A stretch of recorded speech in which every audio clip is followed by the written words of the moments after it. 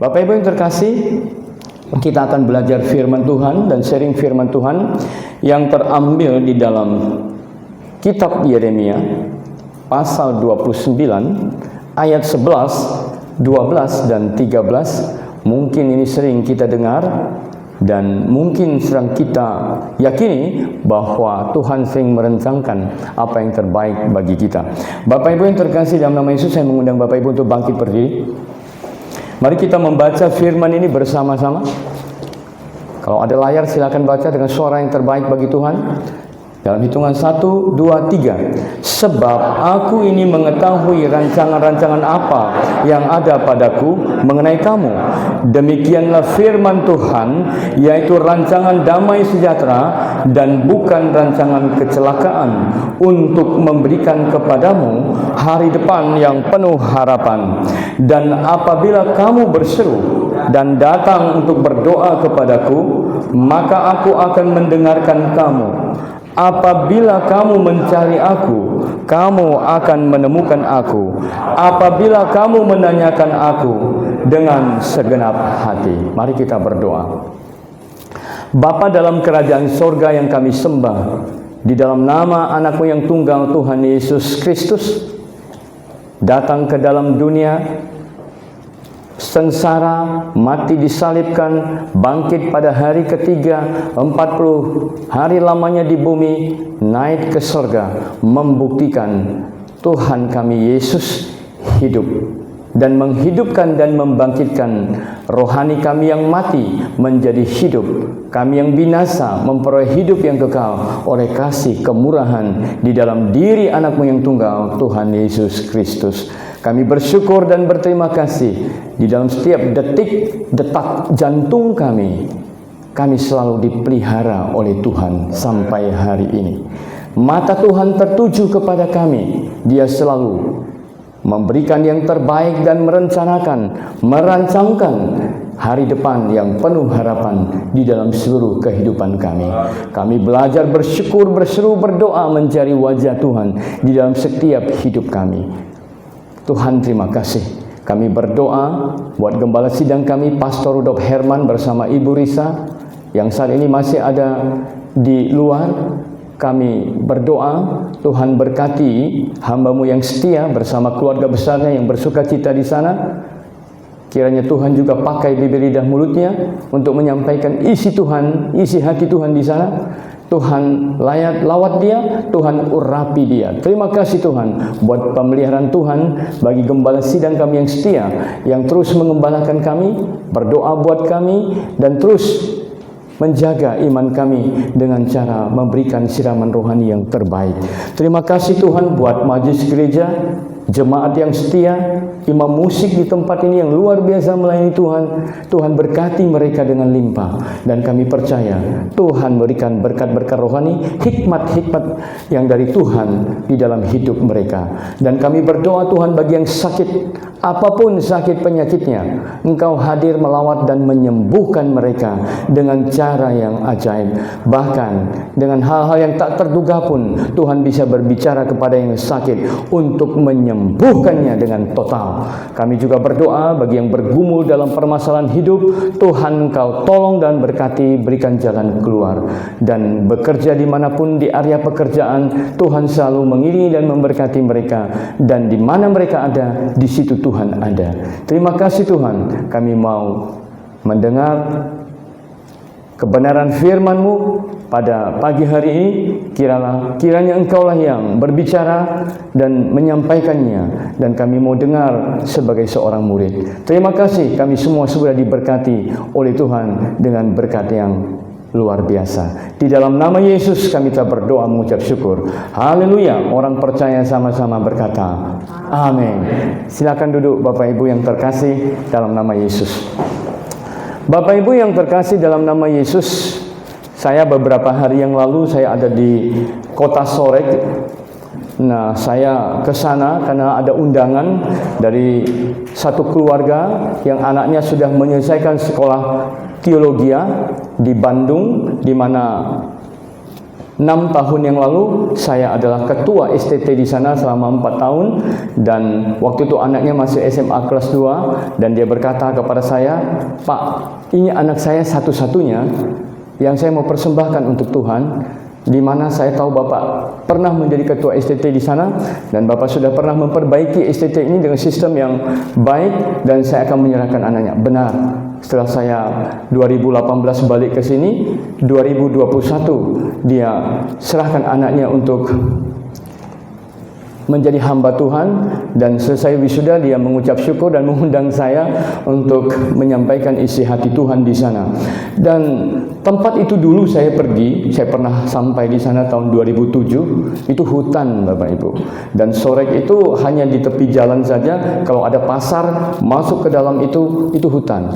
Tapi saya berangkat ke sana itu saya lihat luar biasa, sudah menjadi satu kota kecil yang dulunya hutan sudah menjadi banyak penduduk, dan gereja bertumbuh, orang percaya banyak di sana. Saya melihat bagaimana Tuhan bekerja buat kota Sorek, dan anak-anak Tuhan semua banyak diberkati di sana. Dan itu satu sukacita, saya bisa melayani di sana dan melihat bagaimana perkembangan di tempat itu, dan saya menyadari bahwa rancangan Tuhan bagi orang percaya yang selalu berdoa di setiap tempat di mana dia diletakkan dan yang dipercayakan ada di situ, semuanya diberkati. Amin Bapak Ibu. Maka berhubungan dengan itu kita belajar dengan firman Tuhan ini, yaitu di dalam Yeremia 29 ayat 11, "Sebab aku ini mengetahui rancangan apa yang ada padaku."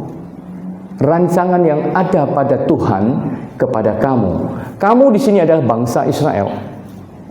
Ya, rencana Tuhan yang ada dalam diri Tuhan, rencana yang ada dalam pikiran Tuhan, rencana yang ada dalam visi Tuhan, rencana yang ada di dalam misi Tuhan, itu untuk bangsa Israel pada awal ditulis firman Tuhan ini. Yaitu rancangan damai sejahtera, bukan rancangan kecelakaan, tetapi mendatangkan hari depan yang penuh harapan. Dan ayat 11 dan 12, ayat 12 dan 13, kalau kamu berseru dan mencari, kamu akan mendapatkan aku. Bapak Ibu yang terkasih, kalau kita melihat, kalau kita membaca ayat ini secara literal saja, kita sedang ada dalam pikiran bahwa bangsa Israel sedang berada di dalam masa aman-aman saja, nyaman-nyaman saja, seperti bangsa yang sedang diberkati oleh Tuhan dengan luar biasa. Tetapi ketika kita menyelidiki dengan benar firman ini yang dituliskan oleh Nabi Yeremia, sebuah surat kiriman ulang yang diminta oleh Tuhan kepada bangsa ini, karena ada kejadian yang spektakuler yang mempengaruhi alam pikir bangsa Israel yang ada di tanah pembuangan. Jadi ketika Yeremia menulis ini, bangsa Israel sudah 3 tahun ada di tanah pembuangan, yaitu di Babel.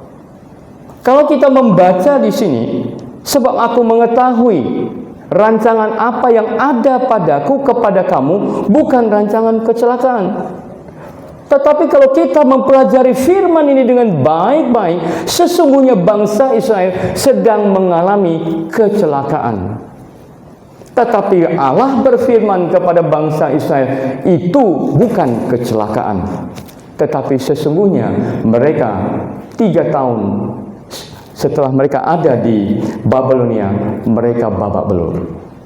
Bagaimana ceritanya? Di sini ada kisah nabi palsu, dan Yeremia menulis ulang untuk mengatakan bahwa apa yang disampaikan oleh nabi palsu tidak benar. Nah, apa yang terjadi Bapak Ibu? Bangsa ini ada bangsa yang diberkati oleh Tuhan. Tetapi ketika ada perperangan Mesir dan Babel, orang Kasdim, yang dipimpin oleh rajanya Nebukadnezar, sedang berperang di lembah Nebo bersama dengan Mesir, yaitu pimpinannya Firaun. Dan pada saat itu Nebukadnezar menang mutlak, habis Mesir. Tetapi sebelum itu ada raja yang bernama Zedekia, raja Israel, sedang bermain mata dengan Mesir. Tapi Tuhan peringatkan kepada Raja Zedekia, takutlah kepada Tuhan, taatlah kepada Tuhan, jangan kompromi, jangan andalkan Mesir untuk melindungi Israel. Walaupun pada saat itu Mesir sedang kuat, tetapi Tuhan sudah berkata bahwa Mesir akan habis oleh Nebukadnezar. Tapi Zedekia bagaimana? Membangun kompromi dengan Mesir. Akhirnya, karena dia tidak melihat kebenaran firman Tuhan, dia tidak melihat bagaimana Tuhan bekerja, Tuhan menegur dia dan menasihatinya. Raja yang hebat, raja yang diangkat oleh Allah itu sendiri, apa yang terjadi? Matanya dicongkel. Kenapa matanya? Karena matanya tidak bisa melihat kebenaran Tuhan. Beberapa masa setelah itu, betul, mata Zedekia dicongkel. Dan Mesir kalah total dengan Nebukadnezar. Nah, setelah itu sebetulnya Nebukadnezar ingin pulang kembali ke tanah asalnya, ke Babelonia. Tiba-tiba matanya melihat ke kanan dan dia sedang melihat ada satu bangsa yang diberkati Tuhan. Sesungguhnya Nebukadnezar itu tidak mau menyerang kota ini karena dia tahu kota ini kota perlindungan yang kita nyanyikan tadi, di mana Allah memberkati kota ini. Tetapi tiba-tiba hatinya gemetar, bergemuruh, seakan-akan ada perintah di dalam hatinya. Kita jarah, kita perangi bangsa ini. Dan dia membelokkan pandangannya, membawa pasukannya yang kuat untuk menyerang Israel. Di hari itulah Israel luluh lantah. Bait Allah yang dibangun oleh Raja Salomo yang begitu indah dengan emas yang bertonton itu selesai rata dengan tanah. Isi dari bait Allah itu piala-piala yang dipakai untuk mempersembahkan yang terbaik untuk Tuhan Allah itu dijarah, diangkut, dan tidak sedikit dari mereka orang tuanya dibunuh, saudara anak-anak muda mereka dibunuh, sebagian diangkut ke Babel. 3 kali proses pengangkutan.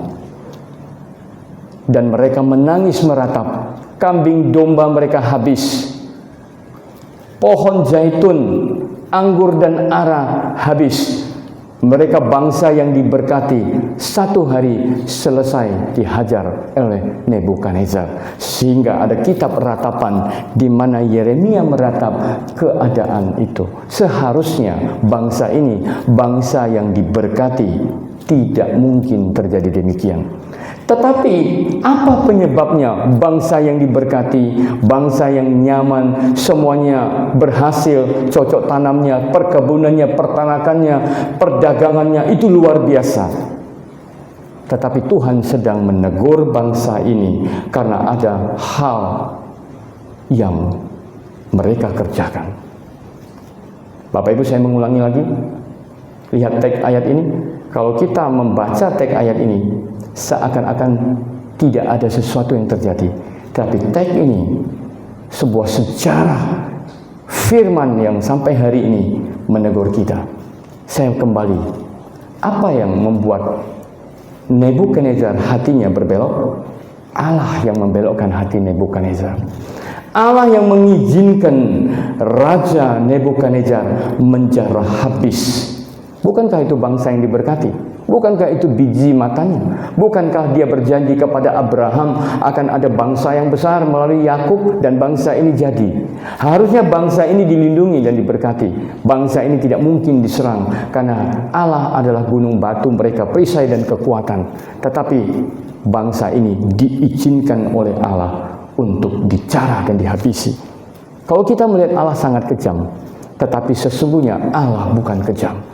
Dia berbicara, rancanganku bukan rancangan kecelakaan, tetapi sesungguhnya terjadi kecelakaan di sana. Apa maksud Allah? Yeremia menulis supaya mereka mengerti rencana Allah. Tetapi secara nalar kita, itu kayaknya Allah main-main.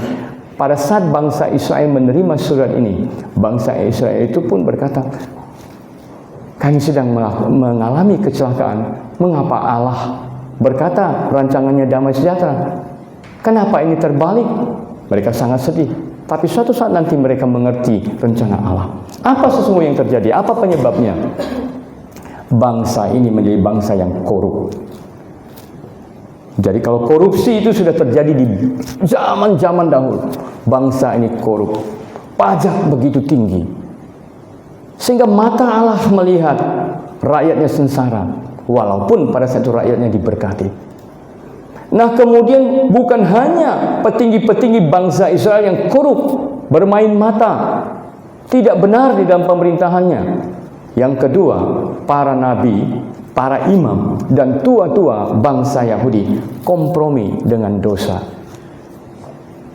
Mereka tidak menjaga kekudusan mereka. Mereka tidak menjaga bahwa mereka umat pilihan Allah. Mereka saling menjatuhkan, menyingkirkan, membuat hal-hal yang buruk, mendukakan hati Tuhan. Ini yang dilakukan oleh para imam. Tuhan berkata, kamu imam macam apa? Nabi apa?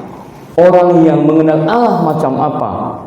Sehingga mereka tidak bisa menjadi contoh bagi bangsa sekitarnya, Moab, Filistin, dan semuanya. Yang ketiga, bahwa rakyatnya sudah ketika orang yang sudah diberkati oleh Tuhan, doanya itu agak kurang kenceng. Berdoa tapi biasa-biasa saja. Tapi orang dalam kesulitan biasanya doanya bisa meraung dan bisa semalaman dan bisa dari mulutnya keluar nazar. Tetapi bangsa ini ketika diberkati oleh Tuhan, mereka menjadi sombong dan mereka menoleh Allah bangsa lain, yaitu Dewi Kesuburan dan Dewa Baal. Mereka mulai berpaling daripada Allah. Walaupun mereka pada bulan baru datang ke bait Allah menyembah Allah, tapi di hari yang lain mereka menyembah Allah yang lain. Mereka mendukakan hati Tuhan, dan Tuhan berkata, engkau umat yang tidak setia.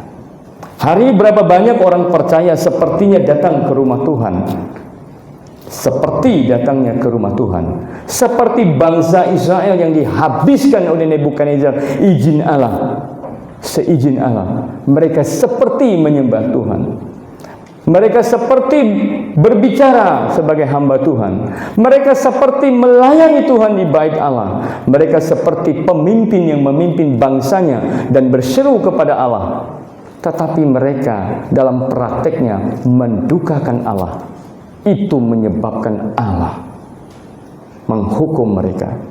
Tidak sedikit orang percaya hari ini juga sepertinya melayani Tuhan, sepertinya melakukan pekerjaan Tuhan, sepertinya berdoa kepada Tuhan, tetapi dalam prakteknya mereka menduakan Tuhan.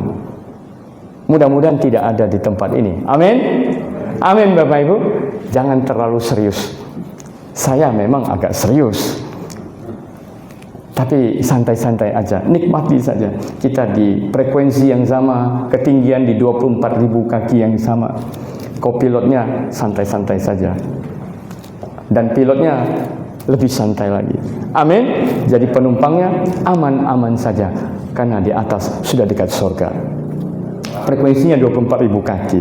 Bapak Ibu yang terkasih dalam nama Yesus, inilah menyebabkan Allah mengizinkan Nebukadnezar meluluhlantahkan Israel sampai mereka meratap, karena bait Allah adalah tempat kehadiran Allah. Kita tahu bagaimana Salomo mentadbiskan bait Allah ini. Allah datang dalam bentuk apa? Awan-awan masuk ke dalam bait Allah, dan bait itu disebut bait Allah karena hari pendaptisan itu Allah hadir. Maka mereka meyakini simbol kehadiran Allah itu di bait Allah. Ketika bait Allah dihancurkan oleh Nebukadnezar, hati mereka sedih, terpukul, miris, karena itulah simbol kekuatan bangsa mereka, di mana bangsa-bangsa kagum dan menghormati mereka. Tapi hari ini seperti Allah diam meninggalkan mereka, dan mereka menjadi luluh lantah. Dan mereka sedih kehilangan kambing domba, kehilangan harta, kehilangan orang tua, kehilangan anak kesayangan. Dalam waktu 1 jam, pada kota itu, kota yang kuat. Kita ingat bagaimana Yosua disertai Allah merebut kota Ai. Kekuatan ketika prajurit itu berperang, Gideon dengan 300 orang disertai Allah mengalahkan ratusan ribu tentara. Kenapa kota yang Allah sebagai gunung batu, perisai dan benteng itu selesai karena dosa ada di sana. Bapak Ibu yang dikasihi Tuhan dan sangat berbahagia di dalam Tuhan, dosa itu sangat bahaya, Bapak Ibu.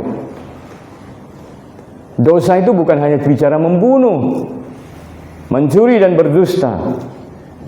Ketika kita memperhalakan yang lain lebih daripada Tuhan, itu dosa. Karena Allah kita, Allah yang cemburu. Bayangkan, ada teman bertanya kepada saya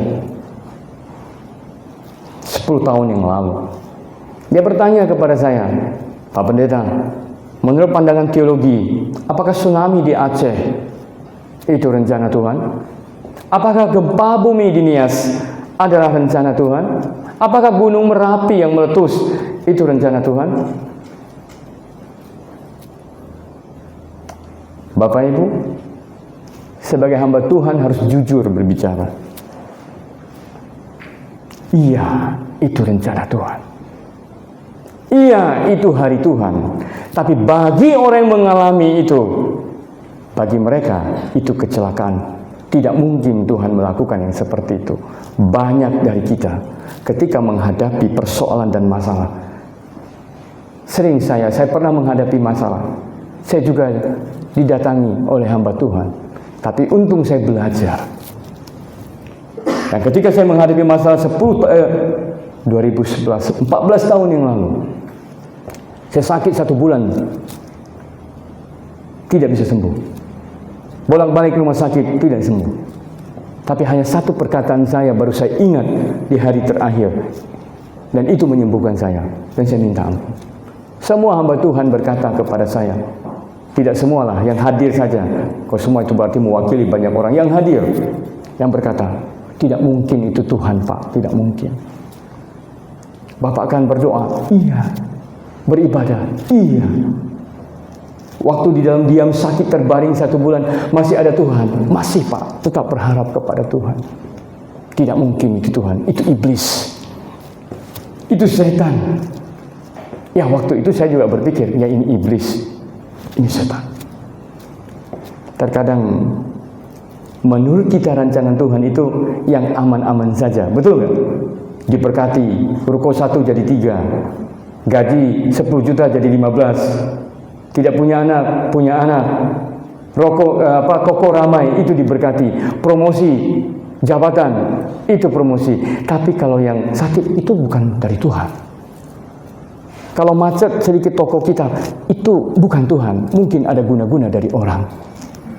Kadang-kadang kita ini lebih hebat daripada Mbah Google. Bapak Ibu, kita sering itu bukan dari Tuhan. Tapi kalau kita membaca ayat ini, kita betul-betul mengerti ada rencana Tuhan di balik itu. Perhatikan, ada rencana Tuhan. Tuhan tidak kejam. Tuhan mengasihi. Seorang bapak yang baik, dia akan menegur anaknya dan bahkan mendisiplinkan anaknya. Itu bapak yang baik. Tapi kalau bapak yang tidak baik, dia bilang, biarin aja. Tapi bapak yang baik, maka itu kita panggil Allah itu bapak. Karena Bapa, dia akan tahu yang terbaik. Tetapi yang terbaik menurut Bapa belum tentu terbaik menurut kita. Menurut kita, yang terbaik itu tidak menurut Bapa, tapi menurut Bapa itu yang terbaik, walaupun tidak baik bagi kita. Amin, Bapak Ibu. Amin, Bapak Ibu. Nah, dosa inilah yang membuat bangsa ini dijarah habis. Dan Yeremia meratap itu.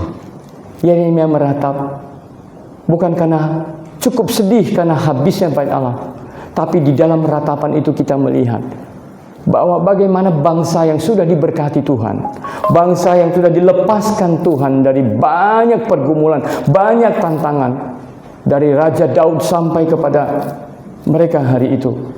Tapi mereka masih mendoakan Tuhan.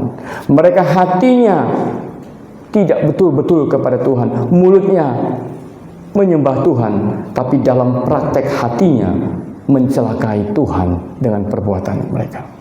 Dan itu adalah rancangan yang Tuhan lakukan kepada mereka.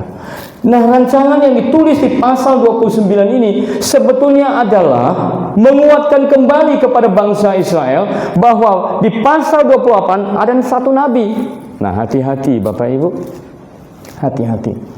Hari ini khotbah begitu banyak, hamba Tuhan muncul, penginjil muncul, begitu luar biasa. Kalau kita tidak menyelidiki kitab suci, di depan kita mereka bisa berbohong, mengaku begini dan begitu, tapi orang bisa percaya. Itu yang lucunya. Tapi yang benar, orang kadang tidak percaya. Ada Nabi Hanaya di pasal 28. Nabi ini bernubuat palsu. Bukankah Tuhan sudah berkata di pasal 25 kepada Nabi Yeremia, sampaikan kepada bangsa Israel bahwa 70 tahun kamu harus ada di pembuangan. Dan di masa pembuangan itu beranak bercucu, bangunlah rumah di sana, doakan kota itu di mana kamu dibuang supaya ada damai sejahtera dan kota itu diberkati oleh Tuhan dan kamu bisa berusaha.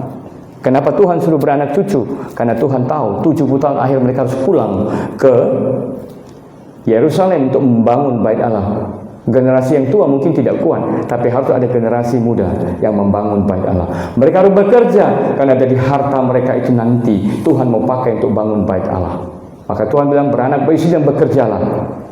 Siapa yang menangkap itu? Daniel, Sadrak, Mesak, Abednego. Mereka menjadi orang hebat di Babel. Tuhan ingin menjadikan bangsa yang dia tindas, bangsa yang dia buang, bangsa yang didisiplinkan untuk menjadi berkat di tanah buangan. Jadi bukan sekedar mereka dibuang, tetapi mereka harus menjadi berkat di tanah pembuangan. Amin. Menjadi berkat. Jadi bangsa yang mengalami kecelakaan itu diutus Tuhan, dibuang Tuhan untuk menjadi berkat. Tapi Nabi Hanaya berkata, di tengah bangsa Israel itu yang di tanah pembuangan itu berkata, Tuhan tidak lama-lama buang kamu. Tuhan hanya buang kamu 2 tahun saja. Sepertinya sederhana kata Tuhan membuang kamu 2 tahun saja. Itu kalimat sederhana. Tapi ini akan menghancurkan bangsa itu. Oh, cuma 2 tahun kita di sini. Berarti kita hanya disuruh shopping dan berwisata saja. Seperti kita, gak usah lama-lama. Kita 3 jam aja di Istana Siak. Oh, cepat ya, dan balik lagi. Semua orang mau. Dan 2 jam itu, 2 hari, 2 tahun itu membuat bangsa Israel, ngapain kita repot-repot menggarap tanah untuk tanam kebun anggur di Babilonia? Untuk apa kita pelihara kambing domba dan ternak-ternak lain dan berusaha keras di Babel? Untuk apa kita bekerja di negara Babel? Toh cuma 2 tahun. Habis itu kita pulang, udah duduk-duduk santai saja. Harta kita masih ada cukup yang kita bawa di sini, walaupun sebagian sudah dijarah. Tuhan tidak mau mereka menjadi mental yang rapuh.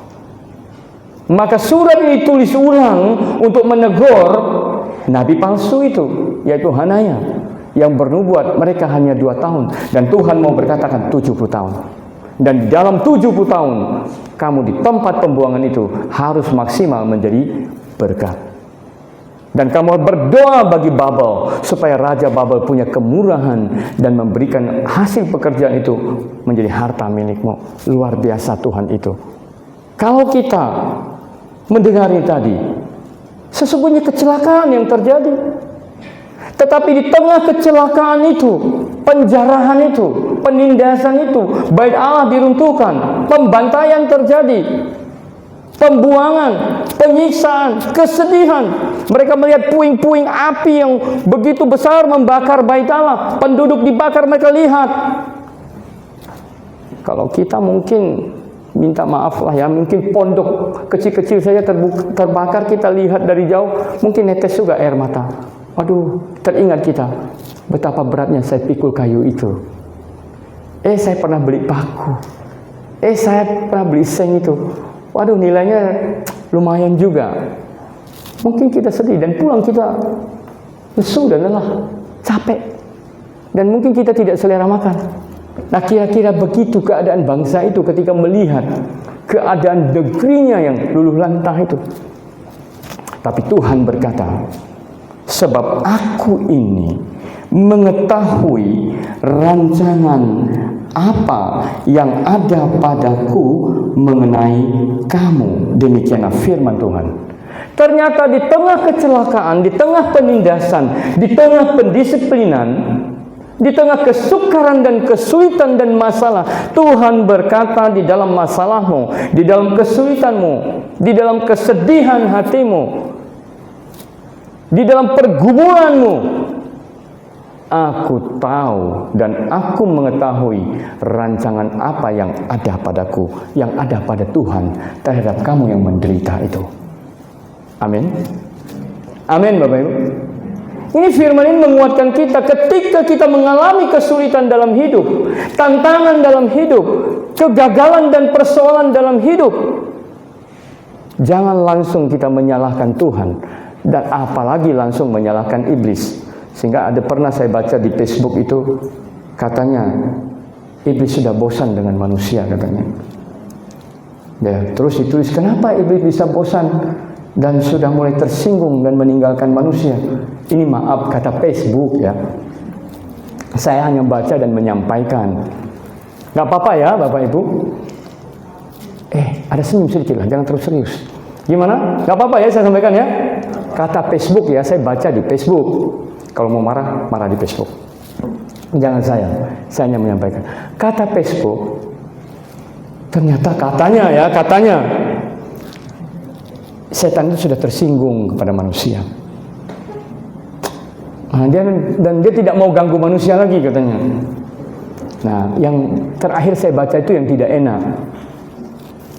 Kata setan, manusia itu lebih hebat daripada kita sekarang dan lebih canggih. Artinya manusia lebih hebat dari setan itu sendiri katanya. Bapak Ibu, kita perhatikan. Ini menandakan bahwa manusia hari ini suka menyalahkan iblis, menyalahkan segala sesuatu. Penyakit saya dari iblis, gagal ini dari iblis, semua dari iblis. Tidak pernah kita mengoreksi kenapa Tuhan izinkan itu terjadi. Bapak Ibu, saya ulangi lagi, saya ke sore hari Jumat sampai malam saya baru pulang. Malamnya saya ibadah bersama hamba Tuhan Pak Pendeta Yap Hui di Pondok Mutiara. Dia baru bangun gereja, satu ruko. Dia punya hati untuk melayani orang-orang yang masih beragama Buddha di sekitar itu. Saya bilang terima kasih Pak. Dia undang saya. Sebenarnya saya sudah letih dari perjalanan di sore, tapi dia undang saya. Kami bersekutu bersama, jam 11 malam baru saya pulang. Dan waktu di sore saya ada ketemu satu bapak. Khotbah ini saya sampaikan di sana, dan bapak itu berkata kepada saya, Pak, firman Tuhan tadi Pak, yang kita baca, yang kita pelajari itu menyentuh sekali Pak. Saya bilang, di mana menyentuhnya? Sambil makan kami cerita, Pak, saya sakit lebih 5 tahun Pak, tapi terakhir daripada sakit itu saya baru mengerti. Awalnya saya tidak mengerti, tiba-tiba badan saya ini lelah, tidak bisa jalan, periksa ini sakitnya, obat berkantong-kantong. Tapi suatu saat saya baru mengerti, saya bekerja itu melebihi apa yang Tuhan yang Tuhan izinkan 8 jam bekerja. Saya ini bekerja bisa sampai 18 jam Pak. Hebat, saya bilang, iya, karena kami mau punya ini, punya itu, punya ini. Jadi menyiksa diri ceritanya. Iya Pak, karena uang itu menarik Pak. Kerja 8 jam sudah punya gaji demikian, tambah 10 jam Pak nilainya. Kira-kira cukup, saya dengar itu cukup besar. Kami sudah punya kebun sawit Pak, 40 hektar hasil itu. Tapi setiap bulan keluar uang untuk penyakit saya Pak. Dan hasil itu saya hitung-hitung, ya inilah upahnya. Jadi apa yang Bapak dapat selama sakit? Ternyata sakit itu ada rancangan Tuhan bagi saya Pak. Coba saya tidak sakit Pak, mungkin saya tidak ada istirahat, kurang dengan istri, kurang bersama dengan anak-anak, sehingga anak-anak pun seperti tidak peduli dengan saya, karena saya lebih mengejar impian, dan padahal impian itu untuk anak saya. Tapi karena waktu saya tidak ada untuk anak, anak pun melihat saya seperti apa. Mungkin saya pulang ke rumah, anak saya menganggap saya tamu. Saya hanya tidur sebentar di rumah, sudah makan pergi lagi. Oh begitu, ya. Ternyata sakit itu rancangan Tuhan. Nah sekarang saya sembuh. Terima kasih. Firman ini mengingatkan saya, Pak. Saya sudah sembuh, Pak. Nah waktu saya beri untuk keluarga. Kami fellowship bersama. Kami bisa berwisata bersama. Kami bisa menikmati hidup dengan Tuhan. Bapak Ibu yang terkasih. Saya juga ketemu pengusaha yang juga mengalami hal yang sama. Tuhan izinkan usahanya stagnan sehingga dia punya waktu. Dulunya suruh dia berdoa 1 jam, berpuasa 1 jam, tidak bisa. Ada telepon dari sana, ada bisnis sana, ada WA yang mau dijawab. Tapi Tuhan izinkan satu-satu rontok dan dia bisa berdoa 1 hari untuk Tuhan. Saya bilang hebat ya. Saya belum bisa 24 jam. Iya saya berdoa. Kenapa? Masalah. Jadi segala sesuatu yang terjadi dalam hidup kita, Bapak dan Ibu tangkap, itu izin Tuhan. Amin. Sedikit amin. Berarti belum siap.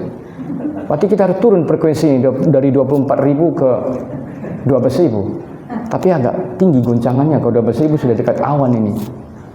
Kasihan pilotnya. Bagaimana, ada amin Bapak Ibu? Amin. Naik frekuensinya 18.000. 18.000. Amin Bapak Ibu? Amin. 20.000. Nah, kalau sekali ditanya, udah saya sudah tahu 24.000. Bapak Ibu yang terkasih dalam nama Tuhan. Di tengah kesulitan dan pergumulan, jangan pernah salahkan Tuhan. Di tengah situasi apapun yang terjadi dalam hidup kita, jangan salahkan iblis. Tapi kita tanya, Bapak Ibu punya waktu 1 jam, 2 jam. Saya melayani Tuhan, saya juga ngajar, saya juga ada kegiatan yang lain yang saya kerjakan. Tapi saya pulang, saya beri waktu 1 jam, saya duduk diam. Jangan ganggu, depan saya Alkitab. Bukan mau cepat-cepat ke surga dan ketemu Tuhan, bukan. Saya berdoa, baca, saya tanya Tuhan apa maksud yang Engkau inginkan pada saya. Dan sepanjang hari ini, apa sih yang terjadi? Tuhan kilas balik. Saya catat, oh ini, oh ini, oh ini. Dan saya berkata, terima kasih Tuhan. Ternyata ada rancanganmu di situ. Nah kalau kita seperti itu, kita menjadi Kristen yang bagaimana? Kristen yang kuat. Di tengah kita sakit pun ada hari depan dan pengharapan. Di tengah kegagalan yang kita alami, di situ Tuhan sedang merencanakan hari depan dan harapan yang terbaik. Di tengah tantangan dan kesulitan, ada rencana Tuhan untuk hari depan dan harapan yang baik. Baru bangsa ini sadar ketika pemerintahan Raja Kores, bahwa Raja Kores mengizinkan mereka pulang ke tanah mereka melalui Nabi Esra juru minum itu, Zerubabel dan semua. Mereka sangat kaya di tanah pembuangan itu. Dan di tanah pembuangan itu mereka tidak dapat lagi menyembah bait Allah. Datang ke bait Allah untuk menyembah Allah, bawa korban setiap bulannya. Tetapi sesuai dengan nubuat Nabi Yehezkiel 37 bahwa engkau tidak lagi diajar dan engkau tidak lagi mempersembahkan korban, tetapi di hatimu itulah aku akan mengajarmu, dan loh firman itu aku taruhkan ke dalam hatimu. Pada saat kesulitan itu, bangsa Israel di tanah pembuangan punya waktu hubungan dengan Tuhan karena tidak bisa ke bait Allah. Mereka menyembah dalam roh dan kebenaran. Semakin kuat enggak roh mereka? Semakin kuat enggak roh mereka? Semakin kuat karena kerinduan mereka. Dan kerinduan yang menggebu itu mendorong mereka membangun bait Allah kembali. Tapi paradigma nyembah Allah yang pertama dan yang kedua berbeda. Tuhan merobohkan yang pertama untuk dibangun yang kedua karena Tuhan punya rencana. Kalau ada sesuatu yang gagal, sesuatu yang terjadi yang tidak baik dalam hidup kita, katakan saja terima kasih Tuhan dan katakan haleluya. Berapa kali Bapak Ibu? 12 kali. Terlalu banyak Bapak. Berapa kali Pak? 12 kali Pak. Karena ada lagu ya, haleluya 12 kali ya Pak ya. Karena itu beban berat ya, maka 12 kali haleluya. Amin. Jadi kalau Bapak sudah bisa haleluya 12 kali, frekuensi kita harus sama 12 kali. Jangan ada pula melebihi Bapak itu 24 kali. Amin Bapak Ibu. Amin. Frekuensi kita sama, 24.000 kaki. Pilot kita Tuhan Yesus. Amin Bapak Ibu. Ada sukacita? Tepuk tanganlah dulu untuk Tuhan. Dan untuk diri kita. Jadi sehingga di ayat 12 ini, dan apabila kamu berseru dan datang untuk berdoa kepadaku. Tuhan ngerti nggak? Kenapa Tuhan kasih ayat ini? Kamu kan sudah letih, kamu sudah sengsara. Kamu ada di pendisiplin dan penindasan. Pergumulan kamu berat. Dah di tengah pergumulanmu yang berat, kata Tuhan. Dan apabila kamu berseru, kata dan apabila kamu berseru, berarti ada yang tidak berseru. Dan datang untuk berdoa kepadaku, maka aku akan mendengarkan kamu. Maka doa orang teraniaya dan tertindas ada di hati Tuhan, sehingga dia bilang air mata itu ditampungnya di waduh. Nanti kita berbicara khusus Pak, saya mau belajar. Amin Bapak Ibu. Maka di tengah kesengsaraan bangsa Israel inilah Tuhan hadir. Tuhan bilang kau tidak akan bisa lagi ke bait Allah, dan akulah bait Allah yang masuk ke dalam hatimu. Dan maka Korintus menulis tubuh kita adalah bait Allah. Jadi waktu Bapak terbaring sakit dalam pergumulan, tantangan di kantor, di usaha, jangan uring-uringan, cari Tuhan saja. Walaupun keadaan itu dibikin sangat sulit, keadaan itu dibikin kita sangat terpojok. Oh, kita lihat kok warung di sana laku keras. Yang kita, mata kita yang keras melihat ramai kali di sana ya. Kok di sini tidak ada. Saya hitung dia sudah 12. Kita nyamuk pun satu pun belum masuk. Gimana ini? Dan kita sudah mulai berpikir keras. Apa ilmunya lebih tinggi ya? Dukunnya di mana ya? Bagaimana caranya? Tapi orang Kristen tidak boleh cari dukun. Kalau gitu cari pendeta, biar dia usir setan-setan di tempat ini. Bapak Ibu, terkadang hidup kita ini miris kalau kita tidak tahu arti rancangan Tuhan. Perhatikan, rancangan apa yang ada padaku, artinya rancangan Tuhan terhadap hidup kita. Tapi kita sering merancangkan hidup kita menurut kita, bukan menurut Tuhan. Nangkap Bapak Ibu? Oh, aku ingin ini. Seperti lagu siapa? Aku ingin begitu, aku ingin begini. Aku siapa? Doraemon. Siapa? Doraemon. Nanti kita belajar. Saya mau tanya bagaimana sejarah Doraemon. Seperti siapa? Aku ingin begini, aku ingin begitu. Semua untuk diri kita kan? Tapi kata Tuhan, bukan begini dan begitu, tapi rancangan apa yang ada padaku untuk kamu. Walaupun itu menyakitkan, walaupun itu melelahkan, tapi Tuhan tahu apa yang terbaik bagi kamu. Amin. Dan kamu berseru dan berdoa, Tuhan akan jawab. Tuhan hanya sejauh apa? Ya. Pak Homing mengalah kasih Bapak Ibu yang jawab.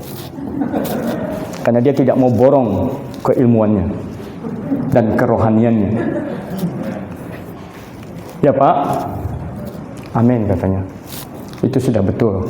Dan ayat yang ke-13. Apabila kamu mencari aku, kamu akan menemukan aku. Apabila kamu menanyakan aku dengan segenap hati. Di tengah apa Tuhan berbicara? Tengah kesengsaraan. Bangsa itu dibuang. Di tengah penindasan. Di tengah keterpurukan. Di tengah kegagalan, di tengah proses kehidupan yang kita alami dan kita hadapi, Tuhan berkata, apabila kamu mencari aku, kamu akan menemukan aku. Hebat Tuhan kita kan? Dia selalu memberi harapan. Dia tidak mau kita rapuh. Tapi manusia sedang merencanakan, bagaimana ya kalau dia itu jatuh ya, tersingkir ya, kira-kira gimana ya, bisa senyum nggak dia ya? Atau wajahnya sudah berubah jadi stres berat, dan dia sudah seperti Pak Raden, kumisnya sudah panjang, tidak beraturan? Atau bagaimana rambutnya, apakah jadi gondrong? Dan kita sedang menonton. Orang jatuh itu kira-kira gimana ya? Orang tersingkir, orang gagal itu gimana ya? Dulu tokonya rame, sekarang tidak rame. Gimana ya kira-kira wajahnya ya? Manusia sedang menonton kegagalan kita. Tetapi Allah menonton untuk kita bangkit kembali dari kegagalan. Amin. Itulah Allah Abraham, Ishak, dan Yakub. Allah sedang menonton kita semua untuk bangkit dari keterpurukan. Allah sedang menonton untuk kita bangkit kembali untuk menang. Amin. Di tengah orang lain bersorak tentang kegagalan. Jadi hidup bukan apa kata orang, bukan apa kata Doraemon. Aku ingin begini, aku ingin begitu. Tetapi apa rancangan Tuhan yang ada dalam diri Tuhan untuk diri kita. Bukan diri kita untuk Tuhan, tapi rancangan Tuhan untuk diri kita. Kalau rancangan Tuhan dalam dirinya, visi dan pikirannya untuk kita, kita menjadi hebat enggak di mata Tuhan? Karena yang menjadikan kita berhasil dan hebat itu Tuhan yang membebaskan kita. Sehingga dia berkata, di tengah keterpurukan, di tengah sakit, penyakit, kegagalan dan proses hidupmu, itu yakin saja dan taat bahwa ketika engkau mencari aku akan menemukan aku. Siapa yang menemukan? Kamu akan menemukan aku apabila kamu menanyakan aku dengan segenap hati. Bapak Ibu yang terkasih dalam nama Yesus, mari kita berdiri tegak di hadapan Tuhan dan berkata, semua kita berkata, Tuhan Yesus. Semua kita bilang, Tuhan Yesus, Engkau mengetahui rancangan-rancangan apa yang ada dalam dirimu kepada saya. Amin. Kumandangkan itu bangun pagi, lihat di cermin, ngomong dengan muka kita sendiri, Tuhan Yesus, Engkau mengetahui rancangan apa yang ada dalam dirimu ya Tuhan Yesus untukku. Amin. Cukup itulah, jangan minta banyak-banyak. Tuhan, tetangga mobil Fortuner, saya Alphard lah. Tuhan, biar kami cemburu-cemburuan dan kejar-kejaran, tidak usah. Karena Tuhan tahu keperluan kita yang terbaik. Amin. Bapak Ibu, kita mempunyai Tuhan yang hebat. Israel punya Tuhan yang hebat. Dan betul pada zaman Raja Kores mereka pulang dengan kejayaan. Orang-orang muda yang gagah perkasa pulang dari tanah pembuangan. Rakyat yang sisa, yang dipimpin oleh Nabi Yeskiel di tanah Yerusalem itu melihat, ponakan kita, bere kita, saudara kita, ako kita, aceh kita, pulang dari pembuangan. Tapi pikul emas di belakang mereka ada ratusan domba. Mereka sukses. Mereka diberkati di tanah pembuangan. Amin Bapak Ibu. Dan kita harus berdoa buat kota di mana kita ada. Kota Pekanbaru kita harus doa agar aman. Jadi kalau ada orang sedih gerejanya dibakar, jangan sedih. Ada rencana Tuhan untuk bangun baru. Kalau kita ibadah diusir, doa diusir, jangan ribut. Cari Tuhan. Amin Bapak Ibu. Tapi banyak yang tidak siap.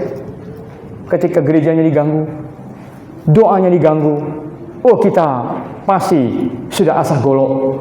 Mari kita lawan satu persatu. Pada Tuhan bilang, aku tahu rancanganmu. Walaupun pada saat itu kamu sedang menderita dan sedih.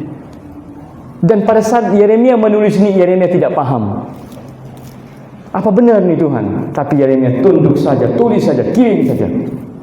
Dan itu terjadi indah pada waktunya. Dan saya mau bilang, kenapa saya 1 bulan sakit dan kemudian sembuh? Setelah saya melayani Tuhan sekian lama, belum lama lah, 2 tahun saya berhenti bekerja tahun 2009. Saya berhenti bekerja di perusahaan yang cukup besar. Saya ambil komitmen untuk melayani Tuhan. Tapi ketika saya melayani Tuhan, saya mengalami satu benturan yang luar biasa. Pulang dari situ saya bilang, itu ngomong sama istri. Saya bilang sama istri, mulai hari ini, saya tidak mau melayani Tuhan. Padahal saya sudah selesai sekolah Alkitab. Artinya surah Alkitab tidak menjamin kalau kita tidak membangun hubungan kita dengan Tuhan secara pribadi. Mengerti rencana Tuhan. Saya bilang, mulai hari ini saya tidak mau melayani Tuhan. Apa yang terjadi? Besok saya sakit. Pelan-pelan sakitnya. Diperiksa tidak ada sakit. Dokter bilang, ini biasa. Bagi saya luar biasa. Saya sudah gak bisa jalan. 1 bulan saya tidak bisa jalan. Istri saya yang begitu luar biasa melayani saya. Tapi tapi jam 8 malam ada satu hamba Tuhan dari Palembang, Pak Pendeta Arianto, dia orang Tionghoa Pontianak yang melayani di Palembang. Dia telepon saya, Pak, besok tolong bawa mobil ya, jemput saya di bandara, kita KKR. Saya jawab apa di tengah saya terbaring itu? Saya jawab, iya. Setelah selesai dimatikan telepon, istri saya yang marah-marah sama saya. Bapak Ibu mau dengar ceritanya? Mau? Kalau enggak kita langsung perjamuan kudus ini. Kalau mau ya, berarti frekuensi kita sama 24.000. Kalau Pak Huming bilang silakan saja Pak, ya gitu kan Pak. Jadi Bapak Ibu yang terkasih dalam nama Yesus, istri saya tegur saya, kamu masih terbaring kayak begini, kayak mencemeh istri saya, mencemooh saya. Mana bisa besok kamu aja nggak bisa. Semuanya harus saya yang siapkan. Bahkan yang terburuk pun saya yang lakukan. Nah, saya dengan iman berkata, kalau nanti saya tidur jam 1 saya bisa bangun, dan bangun itu saya sendiri bisa berjalan ke WC tanpa kamu lagi menampungnya, itu berarti jam 4 pagi saya bisa jemput Pak Pendeta Arianto. Namanya Pak Pendeta Arianto di Bandara Sultan Syarif Qasim, karena Palembang Pekanbaru tidak ada, dia lewat Jakarta. Tuhan itu ajaib. Jam 1 malam kurang sekian menit, Bapak Ibu, saya tiba-tiba yang tidak bisa bangun itu dari tempat tidur itu, tiba-tiba bisa angkat badan, saya berjalan. Dan istri saya mandang. Mungkin dia bilang jatuh, atau dia lagi ngigau. Pada saya tidak ngigau. Saya bisa ke WC. Dan saya masuk lagi, saya bilang sama istri saya, jam 4 saya akan jemput Bapak itu di bandara. Walaupun saya masih bisa pegang dinding. Dan kami berdoa semalaman sampai jam 3. Tidak semalaman lah, sekitar 2 jam. Dan kami hanya tinggal sisa Indomie 1 bungkus yang bagi 5 untuk hari itu. Dan saya bilang sama istri saya, tetap bagi 5, tapi airnya lebih banyak.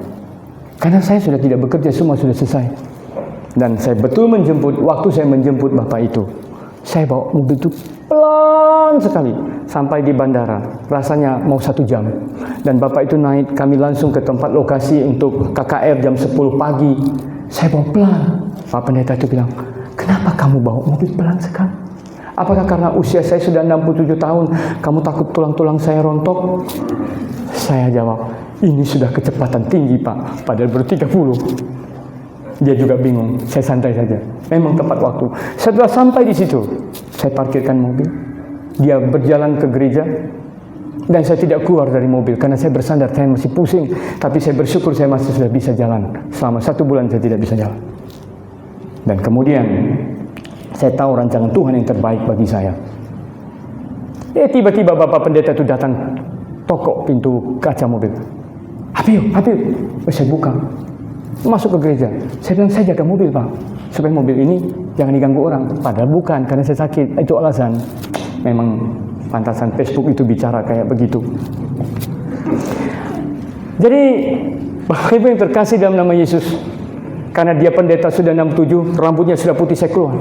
Masuk, saya cari tempat bersandar, duduk pakai kursi. Tiba-tiba pemimpin pujian tidak datang Bapak Ibu. Pemimpin pujian tidak datang. Dalam hati saya, kayaknya Tuhan mau saya pimpin pujian. Betul Pak Pendeta disuruh saya. Waduh, padahal Bapak Ibu, saya tidak ada pilihan. Waktu saya mimpin pujian itu, saya goyang kayak begini seperti Bapak Ibu. Padahal untuk apa saya goyang begini? Untuk menjaga kestabilan supaya saya tidak jatuh karena saya pusing. Tetapi semua jemaat juga ikut begini. Saya bilang, mereka ini apakah ikut saya sakit atau bagaimana? Dan waktu kita nyanyi-nyanyi terus, terjadi urapan lawatan Roh Kudus terjadi. Ada yang teriak, ada yang... saya bilang luar biasa. Saya sakit aja untuk mengimbangkan saya. Tuhan bekerja luar biasa. Apalagi kalau saya tidak sakit ya. Kadang roh Tuhan itu aneh-aneh ya. Bapak Ibu pulang dari situ, saya bisa mandi, saya bergerak dengan itu, saya sembuh. dan saya bertobat. Dan itu saya berdoa, Tuhan, saya tidak boleh salah ngomong sama kamu. Kamu menyayangi saya, kamu hajar saya 1 bulan supaya saya tidak berkata, Tuhan, apa yang saya sembah kok bikin begini. Dan mulai saat itu, apapun keadaan saya tetap setia melayani Tuhan. Amin. Jadi kita harus punya komitmen dengan Tuhan apapun keadaan. Dunia boleh menjengkal kita, tapi Tuhan membuat setiap jengkal jalan hidup kita sampai kepada janjinya dikenapi. Haleluya. Amin. Maka kita percaya, sebab aku ini mengetahui rancangan-rancangan apa yang ada padaku mengenai kamu. Demikianlah firman Tuhan, yaitu rancangan damai sejahtera dan bukan rancangan kecelakaan, untuk memberikan kepadamu hari depan yang penuh harapan. Dan apabila kamu berseru dan datang untuk berdoa kepadaku, maka aku akan mendengarkan kamu. Apabila kamu mencari aku, kamu akan menemukan aku. Apabila kamu menanyakan aku dengan segenap hati.